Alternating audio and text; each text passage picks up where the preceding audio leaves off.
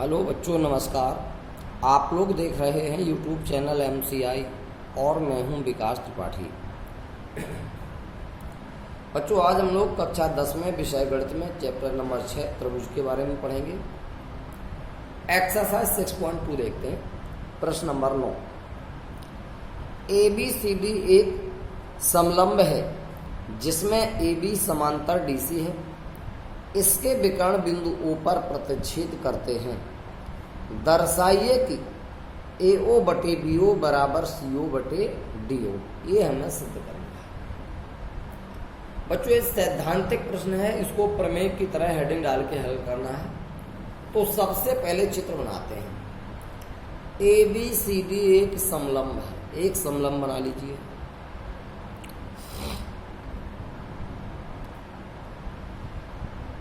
एक समलंब हो गया, इसका नाम है ABCD, जिसमें AB समांतर DC है। AB है, ये DC के समांतर है। इसके विकर्ण बिंदु O पर प्रतिच्छेद करते हैं। ये इसके विकर्ण हो गए। ये बिंदु O पर प्रतिच्छेद कर रहे हैं।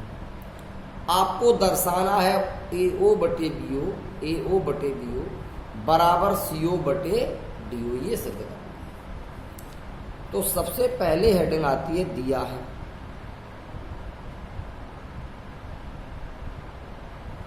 क्या दिया है? एक समलंब ABCD में AB समांतर DC है, ये दिया है, और इसके विकर्ण AC तथा BD बिंदुओं पर प्रतिच्छेद करते हैं। एक समलंब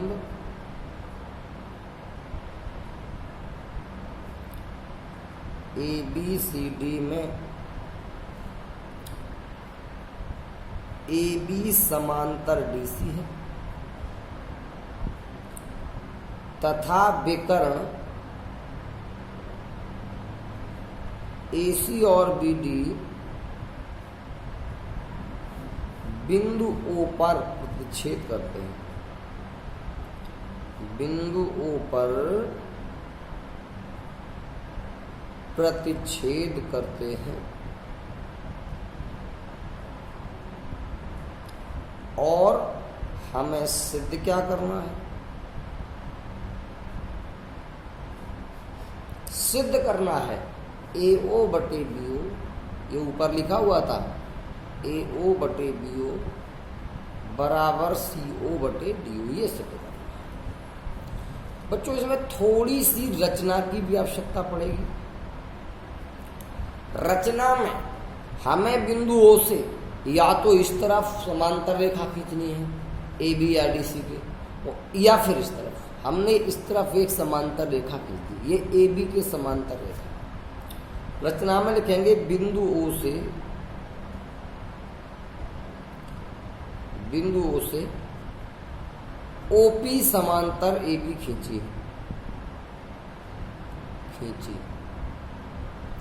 अब ये सबको पता है कि AB और DC तो पहले ही से समांतर थे, तो ये OP जो है AB के समांतर होगी DC के। चाहो तो यहीं समांतर DC और लिख दो, माने जो OP खींची वो AB और DC के समांतर खींची। अब बच्चों, बड़े ध्यान देने की बात है। अब इसकी उत्पत्ति देखते हैं।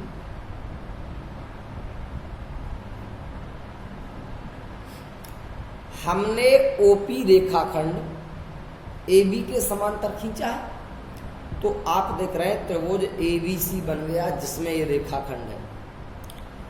अब अगर किसी त्रिभुज में एक भुजा के समांतर रेखाखंड खींचा जाए तो ऐसे इस दो भुजाओं को समान अनुपात में विभाजित करता है।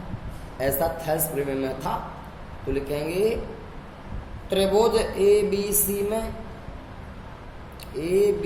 में क्या OP जो है वो समांतर है AB के। अगर OP AB के समांतर है तो CO बटे AO। इसलिए थेल्स प्रमेय से CO बटे AO बराबर CP बटे PB, CP बटे BP। इसे डाल दो समीकरण नंबर 1। अब बच्चों यही रेखाखंड ओपी देखो त्रिभुज बीसीडी में भी तो पड़ रहा है, बीसीडी में, और इसके डीसी के समांतर है। त्रिभुज बीसीडी में ओपी समांतर डीसी हो जाएगा, ओपी समांतर डीसी। अब ये ओपी समांतर डीसी क्यों हुआ? क्योंकि अभी रचना में देखो हमने किया था ओपी समांतर एबी समांतर डीसी, एबी डीसी तो थी समांतर, इन्हीं दोनों के समांतर ओपी खींचा था, तो ओपी डीसी के भी समांतर हुआ। अगर ओपी डीसी के समांतर है तो फिर से थल्स में बन गई। तो ये रेखाखंड ओपी शेष दो भुजाओं को समान अनुपात में विभाजित करेगा, अर्थात बीओ बटे डीओ बराबर पीबी बटे बीपी बटे सी लिखेंगे। इसलिए थेल्स प्रमेय से क्या बीओ बटे डीओ बराबर बीपी बटे सीपी, बीपी बटे सी। बच्चों अगर गौर से देखो समीकरण फर्स्ट को, तो इसमें सीपी बटे बीपी है, उसमें बीपी बटे सीपी। अगर सीपी बटे बीपी का मान सीओ बटे एओ है तो बीपी बटे सीपी का मान क्या होगा? एओ बटे सीओ। इसकी जगह रख दो, इधर बीओ बटे डीओ तो पहले से, बीओ बटे डीओ, इधर इसका मान जो है ये हो जाएगा बीपी जगह सीपी जगह एओ बटे सीओ, एओ बटे सीओ। अब बच्चों ये एओ तो है, ये पद गुणा का इधर जाएगा भाग में, और सीओ इधर से भाग का जाएगा गुणा में, तो इधर कर दो सीओ बटे डीओ, ये हो जाएगा एओ भाग में आया बटे डीओ। यही हमें सिद्ध करना था, यही प्रूफ करना था बच्चों। देखते हैं बच्चों प्रश्न नंबर 10। चतुर्भुज एबीसीडी के विकर्ण परस्पर बिंदु ओ पर इस प्रकार प्रतिच्छेद करते हैं कि एओ बटे बीओ बराबर सीओ बटे डीओ है। दर्शाइए कि एबीसीडी एक समलंब है। सबसे पहले चित्र बनाते हैं। चतुर्भुज एबीसीडी, ये बन गया चतुर्भुज एबीसीडी, एबीसीडी के विकर्ण, ये हो गए विकर्ण, परस्पर बिंदु ओ पर इस प्रकार प्रतिच्छेदित करते हैं कि एओ बटे बीओ बराबर सीओ बटे डीओ है। तो तुम्हें सिद्ध करना है कि यह एक समलंब है। तो सबसे पहले दिया है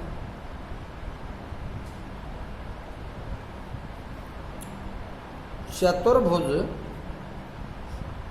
एबीसीडी के विकर्ण एसी तथा बीडी बिंदु ओ पर इस प्रकार प्रतिच्छेद करते हैं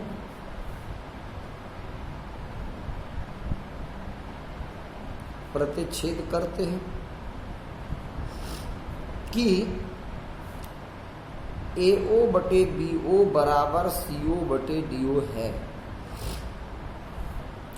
हमें सिद्ध करना है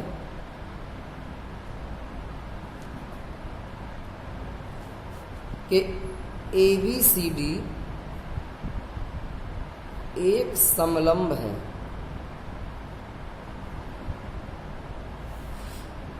चलिए रचना वही जो पिछले प्रश्न में की थी, बिंदु ओ से अब केवल AB या केवल DC के समांतर, अब दोनों के समांतर नहीं कह सकते क्योंकि अब की बार में AB और BC समांतर नहीं है।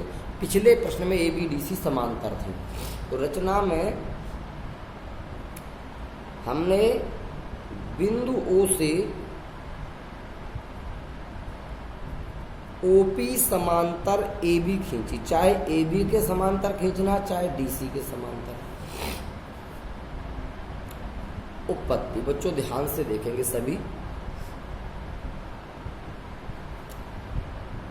आपने OP को AB के समांतर खींचा है, तो त्रिभुज एबीसी में ओपी समांतर एबी है तो CO बटे AO वाला नियम लग जाएगा थेल्स प्रमेय का। त्रिभुज एबीसी में ओपी समांतर AB है, ये अभी भी रचना की थी, रचना से है, इसलिए थेल्स प्रमेय से क्या CO बटे AO बराबर CO बटे O बराबर CP बटे BP, CP बटे BP। इसे डाल दिया समीकरण नंबर 1। हमें दिया है सवाल में, क्या दिया है, AO बटे BO बराबर CO बटे DO। जरा गौर से देखो, CO बटे AO है तो ये CO गुणा का भाग में लाओ, ये BO भाग का गुणा में ले जाओ, तो AO बटे CO बराबर BO बटे DO। अब यहां नजर डालो फर्स्ट पे, CO बटे AO का मान CP बटे BP है, तो AO बटे CO का मान BP बटे CP, तो AO बटे CO का मान BP बटे CP बराबर BO बटे DO। बच्चों गौर करने की बात आ गई है, BP बटे CP, BP बटे CP और बराबर BO बटे DO। माने ये रेखाखंड जो है इससे ये अनुपात और ये अनुपात बराबर है, यानी इसमें थेल्स प्रमेय का विलोम लग जाएगा। तो लिखोगे त्रिभुज ABC में, सॉरी त्रिभुज BCD में, त्रिभुज BCD में अभी अभी हमने प्रूफ किया है कि BP बटे CP बराबर है BO बटे DO। BP बटे CP बराबर BO बटे DO। अगर कोई रेखाखंड त्रिभुज की दो भुजाओं को समान अनुपात में विभाजित करता है, वह रेखाखंड तीसरी भुजा के समांतर होता है। ये कौन सा नियम है, थेल्स प्रमेय का विलोम। तो इसमें ये हो रहा है, ये रेखाखंड OP इस भुजा को और इस भुजा को समान अनुपात में विभाजित कर रहा है, इसका मतलब OP समांतर DC है। इसलिए थेल्स प्रमेय के विलोम से, थेल्स प्रमेय के विलोम से क्या है, OP समांतर DC है। अब आपको रचना आपने जो की थी, रचना में OP समांतर AB था। OP समांतर AB कहाँ से, रचना से तुमने रचना की थी। OP DC के भी समांतर, OP AB के भी समांतर, तो AB DC कैसी हो गई, समांतर। इसलिए AB समांतर DC। बच्चों गौर से चित्र देखने की आवश्यकता है। AB और DC कैसी आ गई, समांतर। यदि किसी चतुर्भुज में सम्मुख भुजाओं का एक युग्म समांतर हो तो वह चतुर्भुज एक समांतर समलंब चतुर्भुज होता है। आप देख रहे हो, इस चतुर्भुज में AB और DC जो सम्मुख भुजाओं का एक युग्म है और ये समांतर आ गया, तो यह चतुर्भुज कैसा चतुर्भुज है, समलंब चतुर्भुज। तो लिखना पड़ेगा चतुर्भुज ABCD में AB समांतर DC है, मतलब समूह भुजाएं समांतर हैं, इसलिए ABCD एक समलंब है, समलंब है। यही आपको सिद्ध करना था। आप देखते हैं बच्चों प्रमेय नंबर 6.3, माने AAA समरूपता प्रमेय है जो, यदि दो त्रिभुजों में संगत कोण बराबर हो तो उनकी संगत भुजाएं एक ही अनुपात में होती हैं और इसलिए ये त्रिभुज समरूप होते हैं। बच्चों हमने अभी एक दिन बहुभुजों के समरूपता का प्रतिबंध या नियम पढ़ा था। हमने बताया था भुजाओं की संख्या समान वाले दो बहुभुज समरूप होते हैं यदि उनके संगत कोण बराबर हों और संगत भुजाएं समानुपाती हों। माना दोनों बातें होनी चाहिए, संगत कोण बराबर भी होना चाहिए और संगत भुजाएं समानुपाती भी होना चाहिए, तब वो समरूप होते हैं। लेकिन यहां पर त्रिभुजों में तो कुछ अलग ही नियम कहा गया है।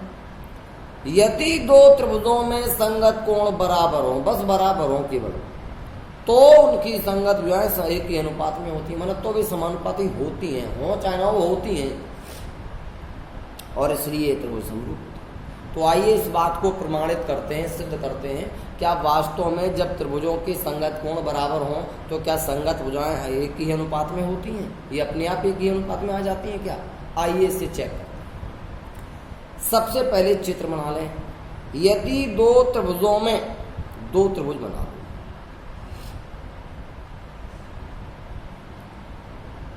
एक त्रिभुज हो गया ABC,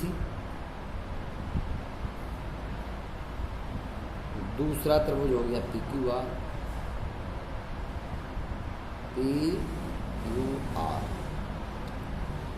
दो त्रिभुजों में संगत कोण बराबर हैं। ये कोण इसके बराबर है, ये कोण इसके बराबर है और ये कोण इसके बराबर है, तो उनकी संगत भुजाएं एक ही अनुपात में होती हैं, ये सिद्ध करना है। और ये त्रिभुज समरूप है, ये भी तो सिद्ध हो ही जाएगा। जब संगत कोण बराबर हैं, संगत भुजाएं एक ही अनुपात में, तो समरूप तो हो ही जाएगा। तो चलिए, दिया है, क्या दिया है? दो त्रिभुज, कौन कौन? त्रिभुज ABC तथा त्रिभुज PQR में कोण A बराबर P है, कोण B बराबर Q है तथा कोण C बराबर R है। ये सवाल में दिया है। संगत कोण बराबर है, कहा था, हो गए संगत कोण A बराबर P, B बराबर Q, C बराबर R। हमें सिद्ध करना है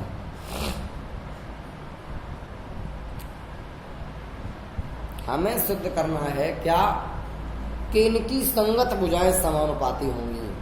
AB बटे PQ बराबर BC बटे QR और बराबर AC बटे PR, और ये त्रिभुज समरूप है तथा त्रिभुज ABC समरूप त्रिभुज PQR। बच्चों, ये समरूपता का प्रतीक है। ये हमें इन त्रिभुजों को समरूप सिद्ध करना है। चलिए बच्चों, थोड़ी सी रचना ध्यान दे दें बच्चों। ये जो रचना है, आने वाली दो प्रमेय में और सेम यही होगी, बिल्कुल यही। उन प्रमेय में हम रचना नहीं लिखा करेंगे, सीधा रचना करके हल करेंगे। आप लोगों को सभी में रचना लिखनी होगी। रचना में क्या करना है, हम सबसे पहले देखेंगे इनमें बड़ा त्रिभुज कौन है, ये वाला। तो बड़े त्रिभुज की भुजाओं पर छोटे त्रिभुज की भुजाओं के बराबर भुजाएं काटनी है। इस PQ पर AB के बराबर, तो यहाँ पे मान लो बिंदु D है, और PR पर AC के बराबर मान लो ये बिंदु E है। यानी हमने भुजा PQ और PR पर बिंदु D और E इस प्रकार ले लिए कि AB बराबर PD हो, AC बराबर PE हो, और बाद में हमने D को E से मिला दिया। ये रचना है। लिखेंगे त्रिभुज PQR की भुजाओं PQ तथा PR पर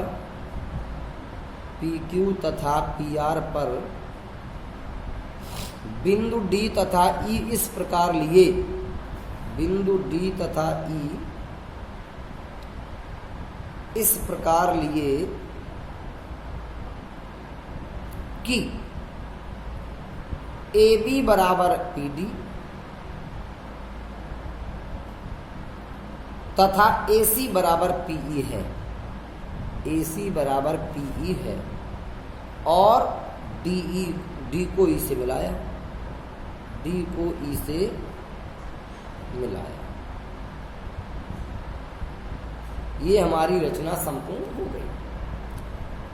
अब बच्चों रचना के बाद उपपत्ति, ध्यान से देखेंगे बच्चों ये प्रश्न। ये प्रमेय जो है थोड़ी बड़ी प्रमेय है इसमें तीनों, लेकिन अच्छी प्रमेय।